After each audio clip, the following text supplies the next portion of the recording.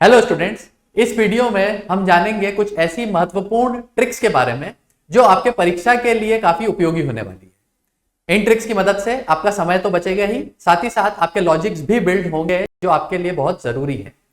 तो आइए देखते हैं आज की लाइव क्लासेस के कुछ ऐसे प्रश्न जो आपके लिए उपयोगी साबित होने वाले। पहला सवाल ही आपका परीक्षा प्रो सवाल कि यहाँ पर 5 अंकों की कोई संख्या है, 5 अंकों की कोई संख्या है। संख्या कौन सी है? 535 ए बी। अब यहाँ पर इस नंबर को अगर आप 3 से डिवाइड दोगे, 7 से डिवाइड दोगे और 11 से डिवाइड दोगे तो वो एग्जैक्ट आपकी डिविजिबल होगी।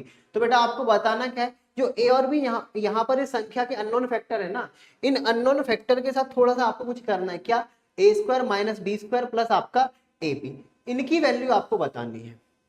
थोड़ा सा नहीं, ज्यादा सा दिमाग लगाओ इस सवाल पर, अच्छा सवाल है। देखो पहला आप लोग पहले इस सवाल को देखते ही पहले आपकी अप्रोच क्या होगी कि सर ऐसा नंबर ढूंढो जो 3 से भी चला जाए, जो 7 से भी चला जाए, जो 11 से भी चला जाए। मैं बोलूंगा कि बेटा वो सबसे छोटा जो नंबर है ना, उसका आप एलसीएम ले लो, उसका आप एलसीएम ले लो, ठीक है। उसका आप क्या ले लो यहाँ पर? एलसीएम। तो एलसीएम यहाँ पर कितना आएगा? 3, 7 और 11, 7 3 21, ठीक है। मतलब 2 3 और आपका 1, 231 वो नंबर है जो सबसे छोटा है। इससे छोटा कोई नंबर है ही नहीं जो 3, 7 और 11 एक साथ डिवाइड दे सके, यही वो नंबर है, ठीक है। ध्यान से समझना। लेकिन यहाँ पर समस्या क्या है बेटा? यहाँ पर समस्या ये है कि इस 231 को 5 डिजिट तक ले जाना है। इस 231 को 231 को 5 डिजिट तक ले जाना है, और जिसमें शुरुआत आपको करनी है 535 से, 535 से। ये चीज समझ में आ रही? शुरुआत करनी है आपको 535 से। पहली अप्रोच में आपको बता रहा हूं आपको करना क्या है। पहली अप्रोच तो यही होगी कि 535 और ए और बी, ठीक है। और यहां पर आप डिवाइड दे दो 231 से, 231 से, ठीक है। तो यहां पर कितनी बार जाएगा? ये 2 बार जाएगा। यहां पर कितना हो जाएगा? 4 6 2, ठीक है। 4 6 2, तो यहाँ पर कितना होना चाहिए आपका? 5 में से 2 जाएगा, 3 मिलेगा। 3 और 4 यहाँ पर आपका 7 मिलेगा। 3 और 4 यहाँ पर आपका 7 मिलेगा। अब यहाँ पर ध्यान से समझना, यहाँ पर कुछ आपने एक को निकाला होगा, ध्यान से समझना, बहुत अच्छा लॉजिक है यहाँ पे, बहुत अच्छा कॉन्सेप्ट है ये। 7 और यहाँ पर 2, यहाँ पर पहला अंक 2 है, यहाँ पर 7 है। तो यहाँ पर आप एक काम करो, 3 बार करो, क्योंकि 3 दूनी 6, कुछ ना कैरी आपने छोड़ा ही होगा। तो यहाँ पर कितना आएगा आपका? 3 एकम 3, ठीक है। 3 और 3 आपका 9, 3 दूनी आपका 6। यहाँ तक कोई समस्या, कोई परेशानी? बेटा ए में से आपको 3 घटाना है, 3 में से 9 को घटाना है, और 7 में से आपको 6 को घटाना है। और एक लॉजिक आप लोगों ने पकड़ लिया कि यहाँ पर एक बार और डिवाइड जाएगा, मतलब एक बार यहाँ पर एटलीस्ट और डिवाइड आपका जाएगा, तब जाकर आप बोल पाओगे कि सर ये आपका भाग कंप्लीट हो गया। ध्यान से समझना हर एक वर्ड को। क्यों ना मैं यहाँ पर शुरुआत 1 से कर दूं, मतलब 231 इंटू 231 कर दूं। क्यों ना मैं यहाँ पर आपका एक के बाद 1 लिख सकता हूँ, 2 लिख सकता हूँ, 3 लिख सकता हूँ, 4 लिख सकता हूँ, 5 लिख सकता हूँ, 6 7 8 9, कुछ भी लिख सकता हूँ, इवन 0 तक लिख सकता हूँ। लेकिन कुछ लिमिटेशन है, आपको फिर इन दोनों नंबर का मल्टीप्लाई करना पड़ेगा। जैसे मैंने बोला आप 232 रख दो, मतलब यहाँ पर आप 2 को उठा लो, 232 और यहाँ पर 231। ध्यान से समझना, 2 एकम 2, 3 दूनी 6 और 3 आपका 9, ठीक है। कोई कैरी नहीं, 2 2 4 और 2 6, 6 और 9 आपका 15, 15 मतलब एक कैरी करोगे, 3 दूनी 6 और 1 7, 6 दूनी 12 और 1 13, 13 मतलब एक कैरी करोगे, 2 2 4 और 1 आपका 5। अब ध्यान से समझना जो मैं आपको समझाने वाला हूं बेटा। यहाँ पर कितना है? 535, यहाँ पर कितना है? 535, यहाँ पर कितना है? 92, यहाँ पर कितना है? ए और बी, मतलब आपका सवाल सॉल्व हो चुका है। ये ए है और ये आपका बी है। ये कुछ लिमिटेशन थी जो आपको समझनी थी, मतलब पहली बार में ही आपका सही लॉजिक समझ में पकड़ में आ गया। ए का स्क्वायर मतलब 9 का स्क्वायर करोगे 81 आएगा, माइनस बी का स्क्वायर करोगे मतलब 4 आएगा, प्लस ए और बी 9 दूनी 18 आएगा, 8 और 1 9 आएगा, ठीक है। 8 और 1 9, और यहाँ पर कितना आएगा आपका 9, 8 और 1 आपका 9, माइनस आपका 4, तो यहाँ पर आपका 95 मिलेगा। यहाँ पर कितना मिलेगा? 95 मिलेगा। और यही इस सवाल का आपका करेक्ट आंसर होना चाहिए। 95 इस सवाल का करेक्ट आंसर। 89 वाले भैया आप गलत हो, 95 आएगा।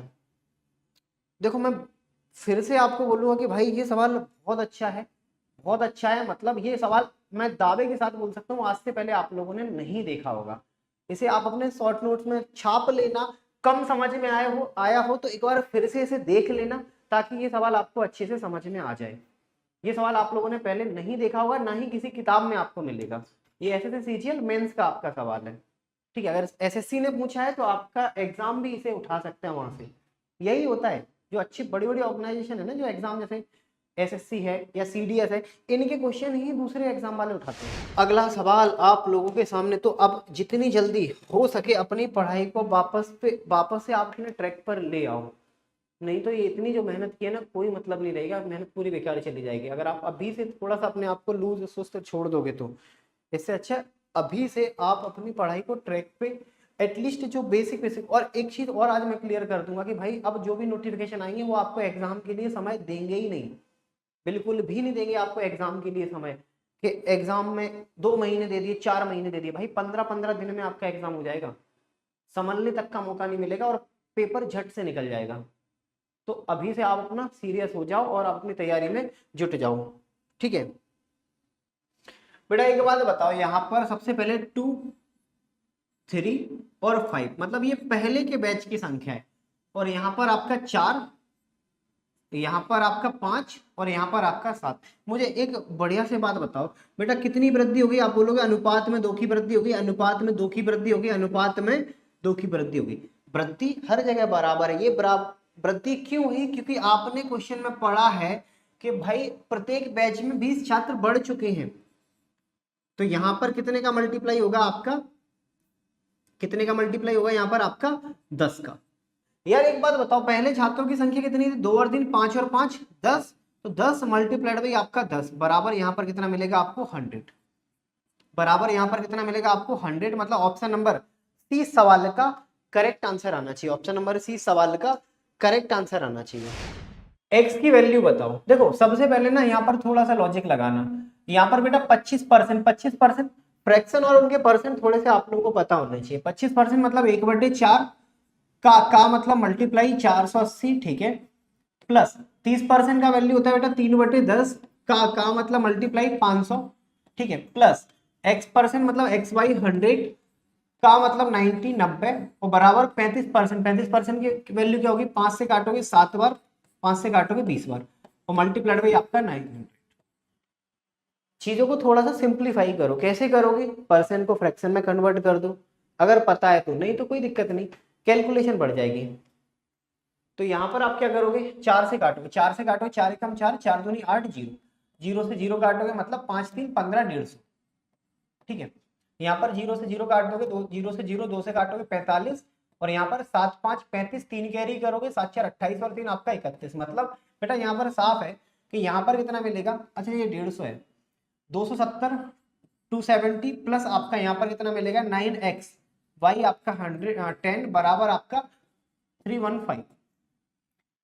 तो यहाँ पर मिलेगा 9x y आपका 10, इन दोनों का बैलेंस निकालोगे तो 5, ठीक है, 3 और एक यहाँ पर मिलेगा 4, ठीक है। 9 से काटोगे 9 5 45, तो यहाँ पर कितना मिलेगा? 50। ऑप्शन नंबर डी सवाल का करेक्ट आंसर आना चाहिए। 35 नंबर क्वेश्चन की बात करते हैं। ये प्रूव क्वेश्चन है, तो अब प्रूव क्वेश्चन में कैसे आपको इस पे क्या ट्रिक लगानी है, क्या दिमाग लगाना है, प्रश्न पहले पढ़ेंगे फिर दिमाग लगाएंगे। भारत सरकार के द्वारा अधिसूचित मतलब क्या होगा? नोटिफाइड विशेष पिछड़ी जनजाति में सम्मिलित नहीं है।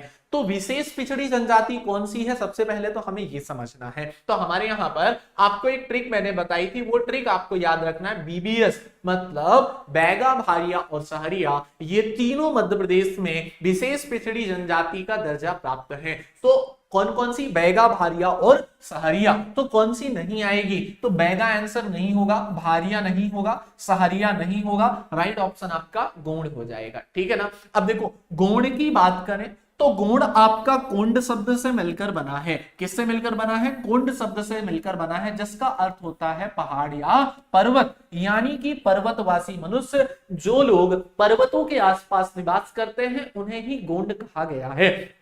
विशेष रूप से मंडला, डिंडोरी, जबलपुर, इस जो आपका ये वाला जो पूरा का पूरा बेल्ट है, इस क्षेत्र में बालाघाट, इस वाले क्षेत्र में आपकी पाई जाती है कौन सी? गोंड जनजाति। इनमें एक प्रचलित है विशेष प्रमुख दूध लौटावा विवाह की पद्धति। तो ये दूध लौटावा विवाह की पद्धति आपके लिए महत्वपूर्ण है। किस जनजाति में पाई जाती है? तो गोंड जनजाति में पाई जाती है। 39 नंबर क्वेश्चन क्या लिखा हुआ है?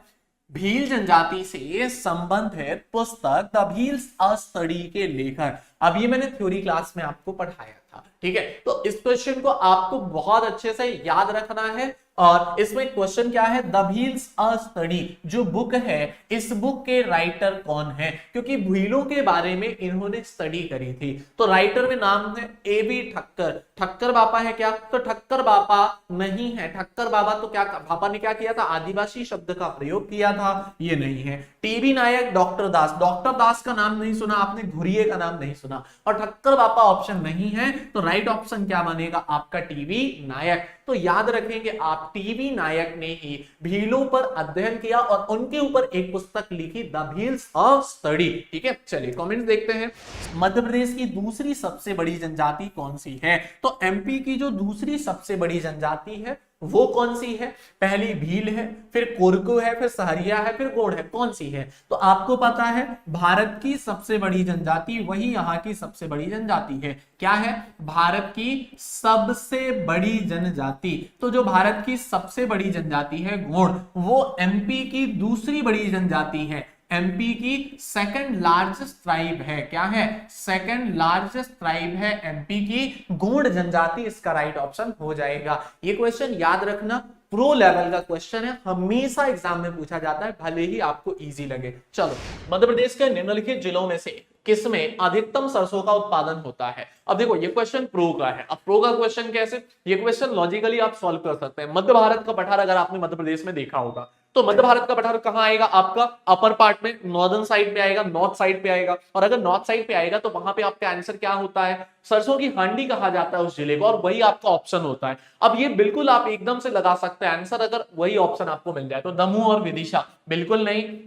धार और इंदौर ये वेस्टर्न साइड पे आता है, ये भी आंसर नहीं होगा। रतलाम और देवास, तो देवास भी आपका आंसर नहीं है। मुरैना और भिंड ये आपका मध्य भारत के पठार का हिस्सा है, और मध्य भारत के पठार में जो आपका कौन सा है? मुरैना, इसे सरसों की हांडी के रूप में जाना जाता है। तो इस प्रकार से आप इसका आंसर लगा सकते हैं। कई बार आपको ये बताया, बहुत इंपॉर्टेंट क्वेश्चन है। निम्नलिखित में से कौन सी संस्था किसानों को ऋण प्रदान नहीं करती है? अब ये क्वेश्चन परीक्षा प्रो का है, थोड़ा लॉजिक लगेगा, अगर नहीं भी पढ़े होंगे दिमाग लगा के आप आंसर लगा सकते हैं। ऑड वन आउट करते जाएंगे, ठीक है। कैसे? लिखा हुआ है कि कौन सी संस्था किसानों को कोई भी ऋण नहीं देगी, किसानों को कोई भी ऋण नहीं देती, ये कौन सी संस्था है? तो राज्य सहकारी बैंक, कोऑपरेटिव बैंक। तो कोऑपरेटिव बैंक का तो काम ही है ऋण देना, तो ये ऑप्शन नहीं होगा, है ना। इन्हें बोला कौन सी ऋण नहीं देती है। नेक्स्ट ऑप्शन क्षेत्रीय ग्रामीण बैंक, रीजनल रूरल बैंक, जिसे आरआरबी कहा जाता है। तो रीजनल रूरल बैंक खोले ही गए हैं क्षेत्र में, गांवों में, आसपास के इलाकों में, तो ये तो देगी ऋण, ये ऑप्शन नहीं होगा। नेशनलाइज्ड बैंक, तो ये भी ऑप्शन नहीं होगा। लेकिन आरबीआई आपका सही आंसर होगा, क्योंकि आरबीआई का काम नहीं है कि वो किसानों को ऋण दे, आरबीआई अलग से संस्थाएं डिसाइड कर देती है, अलग से बैंक्स बना देती है। तो राइट ऑप्शन अपना कौन सा हो जाएगा? बी वाला विकल्प यहाँ पे सही हो जाएगा। चलते हैं हम नेक्स्ट क्वेश्चन की तरफ। अब नेशनल लैंड रिकॉर्ड्स, अब देखो national land records modernisation programme, इसका यूज करते हैं पटवारी, पहले करते थे। क्या है आपका? National land records modernisation programme, इसमें शामिल नहीं है। क्या निम्नलिखित में शामिल नहीं है? इनमें निम्नलिखित शामिल नहीं है। क्या शामिल नहीं इसके अंतर्गत? तो देखिए ये क्वेश्चन प्रो का, फिर से इस पे लॉजिक लगाना है कि जो national land records modernisation programme है, इसमें क्या शामिल नहीं है?